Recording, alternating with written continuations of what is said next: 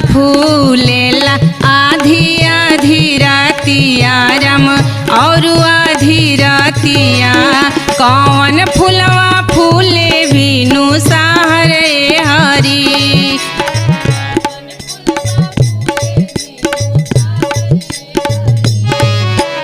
कौन फूलवा फूले बिनु सहरे हरी। चंपा फूलवा फूलेला आधी आधी रतिया रम और आधी रतिया बेली फूलवा फूले बिनु सहरे हरी। बेल फुलवा फूले भेनु सहरे हरी।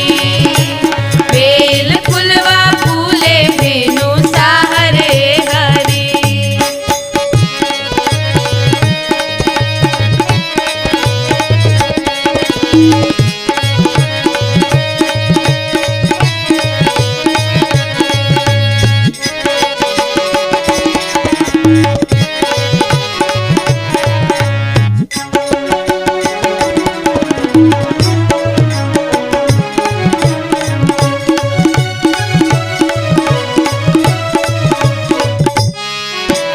से फूलवा बान्हबो आतुल भैया के पगिया आतुल भैया के पगिया बान्ही चले ले बहिनी देशवाए हरी। बान्ही चले ले बहिनी देशवाए हरी। बान्ही चले ले बहिनी देशवाए हरी।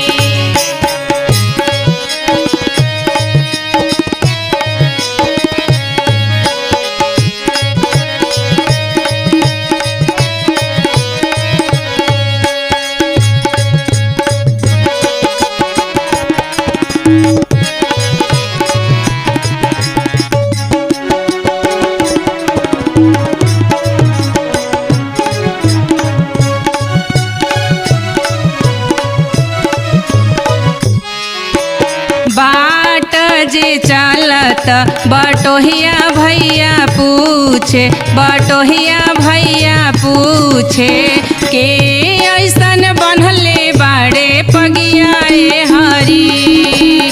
के ऐसन बनले बाड़े पगियाए हरी।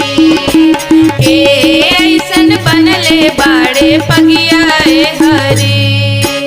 हमरो जे बाड़ी नीलुआ ऐसन बहिनी नीलामा ऐसन बहिनी